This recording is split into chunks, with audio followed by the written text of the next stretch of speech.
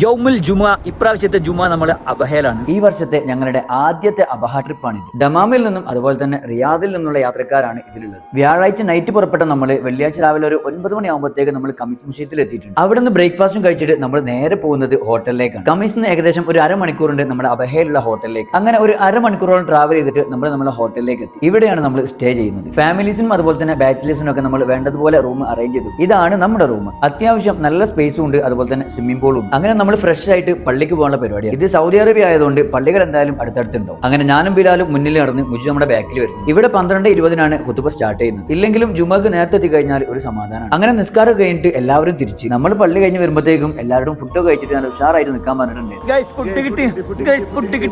Food കഴിച്ചിട്ട് ഞങ്ങൾ ഇറങ്ങുകയാണ് ഞങ്ങളുടെ ആദ്യത്തെ ഡേ. സാധാ ചെയ്യുന്നത് പോലെയല്ല ഈ ഒരു അബഹ ട്രിപ്പ്. ഇന്നത്തെ ദിവസം നമ്മൾ മൊത്തം കവർ ചെയ്യുന്നത് കാറിലാണ്, അതും നമ്മുടെ അൽസുദ ചുരക്ക് ഇറങ്ങിയിട്ട്. ആദ്യം നമ്മൾ പോയിരുന്നത് നമ്മുടെ സ്ട്രോബെറി ഫാമിലായിരുന്നു. നമ്മൾ അവിടെ എത്തിയ സമയത്ത് നല്ല കോടമഞ്ഞുണ്ടായിരുന്നു. ആ കോടമഞ്ഞിൽ എല്ലാവരും ഫോട്ടോസ് എടുത്ത് അതുപോലെ തന്നെ സ്ട്രോബെറി കഴിച്ച് ഊഞ്ഞാലാടി വ്യൂ പോയിന്റ് ഒക്കെ കണ്ട് പിന്നെ നമ്മൾ നേരെ പോയത് അൽസുദ വ്യൂ പോയിന്റിലേക്കാണ്. അബഹ എന്ന് പറയുന്നത് തന്നെ മനസ്സിനൊരു കുളിർമയാണ്. പിന്നെ ഇവിടെ വന്നാലുള്ള അവസ്ഥ പറയണം. ഇവിടെ നിന്ന് നമ്മൾ നേരെ പോകുന്നത് റിജാലൽമ ഹെറിറ്റേജ് വില്ലേജിലേക്കാണ്. ഒരുപാട് ചരിത്രങ്ങൾ ഉറങ്ങിക്കിടക്കുന്ന ഒരിടമാണിത്. നമ്മുടെ കൂടെ വന്ന എല്ലാവരും നല്ല വിശാലമായിട്ട് ഇവിടെ എക്സ്പ്ലോർ ചെയ്യും. അബഹയിലേക്ക് നിങ്ങൾ വരികയാണെങ്കിൽ തീർച്ചയായിട്ടും ഈ ഒരു സ്പോട്ട് നിങ്ങൾ വിസിറ്റ് ചെയ്തിരിക്കണം. ഇതിന്റെ തൊട്ടടുത്താണ് ഇനിയുള്ള ഡെസ്റ്റിനേഷൻ നമ്മുടെ ഹണി കോട്ടേജ്. ഒരുപാട് തേനുകളുടെ ശേഖരം ഇവിടെ. ഇവിടേക്ക് എൻട്രി ഫീ വരുന്നത് 10 റിയാലാണ്. നല്ല ഭംഗിയാണ് ഇവിടുത്തെ ആംബിയൻസ് ഒക്കെ കാണാൻ. എല്ലാവരും ഉള്ളിലേക്ക് കയറിയിട്ട് നല്ല ഡേ വെളിച്ചത്തിൽ ഫോട്ടോസും വീഡിയോസും ഒക്കെ എടുക്കാൻ തുടങ്ങി. ഇവിടെ വേറൊരു പ്രത്യേകത ഉണ്ട്. അതായത് ഇവിടുത്തെ എൻട്രി ഫീ 10 റിയാലാണെങ്കിലും നമുക്ക് ഇതിന്റെ ഉള്ളിൽ കയറി കഴിഞ്ഞാൽ ഏകദേശം 10-35ഓളം തേനുകൾ ഫ്രീ ആയിട്ട് ടെസ്റ്റ് ചെയ്യാൻ പറ്റും. അങ്ങനെ അവിടുന്ന് ഇറങ്ങിയിട്ട് ഞങ്ങൾ പോവാണ്. എല്ലാവർക്കും നല്ല വിശപ്പുണ്ട് എന്നുള്ള കാര്യം മനസ്സിലായി. നേരെ പോയത് നമ്മുടെ ഹൈ സിറ്റിന്റെ അടുത്തുള്ള മാക്സിൽ ബ്രോസ്റ്റ് കഴിക്കാൻ. ബ്രോസ്റ്റ് കഴിക്കാൻ തുടങ്ങിയപ്പോൾ ഓരോരുത്തരെ പുഞ്ചിരി കണ്ട് കാണാൻ തുടങ്ങി. അങ്ങനെ അത് കഴിഞ്ഞ് പിന്നെ ഇന്നത്തെ ലാസ്റ്റ് ആൻഡ് ഫൈനൽ ഡെസ്റ്റിനേഷൻ നമ്മുടെ ഹൈ സിറ്റി. രാത്രി സമയത്ത് ഇവിടെ വന്നു കഴിഞ്ഞാൽ കുഴപ്പമില്ലാത്തൊരു ആംബിയൻസ് ആണ്. മെയിൻ ആയിട്ട് ഇതിന്റെ ഉള്ളിലുള്ളത് ഷോപ്പുകളാണ്. പിന്നെ കുറച്ച് മേലോട്ട് പോയി കഴിഞ്ഞാൽ നല്ലൊരു വ്യൂ പോയിന്റ്. പിന്നെ ടോട്ടലി നോക്കുകയാണെങ്കിൽ നല്ലൊരു വൈബാണ്. അങ്ങനെ ഇതോടുകൂടെ ഞങ്ങളുടെ ആദ്യത്തെ ദിവസം ഇവിടെ അവസാനിക്കുകയാണ്.